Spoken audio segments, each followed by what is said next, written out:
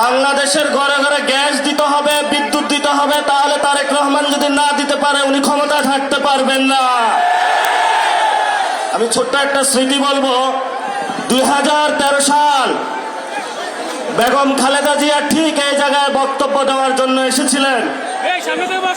আমিও এইখানে এসেছিলাম, আপনাদের কাতারে ছিলাম। এখানে দেখি চেয়ার নিয়ে মারামারি শুরু করে দিয়েছিল তৎকালীন ছাত্রদল যুবদল। ওই সময় বুঝেছিলাম এরা হাসিনাকে ফালাইতে পারবে না। তখন আমরা ইনশাআল্লাহ পুরো বাংলাদেশে গুছানোর কাজ আরম্ভ করি। 17 বছর লেগেছে, সকল দল মিলে ফ্যাসিবাদী সরকারকে বাংলাদেশ থেকে বিতরণ করেছে। এখন আমরা শুনতে পাচ্ছি বাংলাদেশে নাকি আপা টুক করে ঢুকে পড়বে। আমরা বাইচে থাকতে আপা আসতে পারবো? বাংলাদেশে যারা তরুণ প্রজন্ম রয়েছে, আপনারা সবাই ঐক্যবদ্ধ হন, বাসায় বাসায় যান। যে জায়গায় গ্যাস নাই, যে জায়গায় বিদ্যুৎ নাই, এলাকাবাসীকে ঐক্যবদ্ধ করে রাস্তায় নেমে পড়ুন। সরকার বলছে ভারত থেকে ডিজেল নিয়ে আসবে, তেল নিয়ে আসবে, ভারত আবার ইরান থেকে নিয়ে আসে। আমরা সরকারকে বলবো, সংসদে অনেক মিথ্যাচার করেছেন, জনগণের সামনে আপনাদের মুনাফিকি চরিত্র স্পষ্ট হয়ে পড়েছে।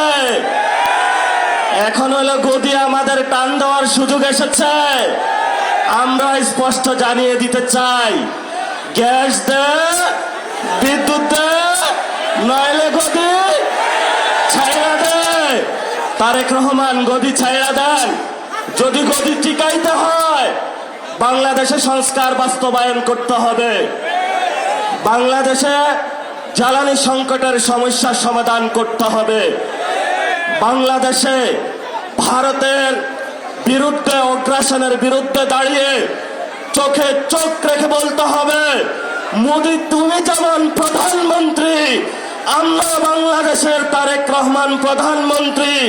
বাংলাদেশের আজাদী নিয়ে কোনো ছিনিমিনি খেলা চলবে না।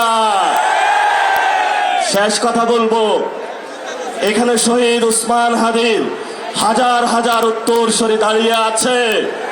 শহীদ উসমান হাদি ভাইয়ের হত্যাকাণ্ডের বিচার হওয়া পর্যন্ত আমরা কি মাঠ ছাড়ব? শহীদ উসমান হাদি ভাইয়ের উত্তরসূরিরা কি ঘুমিয়ে আছে? আজাদীর লড়াই চলবে। সে লড়াই ঐক্যবদ্ধ হন। অতি সত্বর আমাদের বাংলাদেশে ঢাকা উত্তর সিটি কর্পোরেশন, ঢাকা দক্ষিণ সিটি কর্পোরেশনে মেয়র ঘোষণা হবে। অলরেডি ঘোষণা হয়েছে। সিটি কর্পোরেশনের বিভিন্ন জায়গায় আপনারা কাউন্সিলর হওয়ার প্রস্তুতি নেন, এবং যারা মহিলা কাউন্সিলর হওয়ার প্রস্তুতি নিচ্ছেন আপনারা হলো সর্বসম্মতিক্রমে প্রস্তুতি নিয়ে ইনশাআল্লাহ ঢাকার 2টি মেয়র এনসিপির ঘরে থাকবে এবং কাউন্সিলর এনসিপির ঘরে থাকবে। সবাই সুন্দরভাবে এখান থেকে যাব। কেউ যদি প্রোগ্রামের আশেপাশে ডিস্টার্ব দেওয়ার চেষ্টা করে তাদেরকে পুলিশের হাতে তুলে দেবো ইনশাআল্লাহ। দোয়া করবেন। আসসালামু আলাইকুম।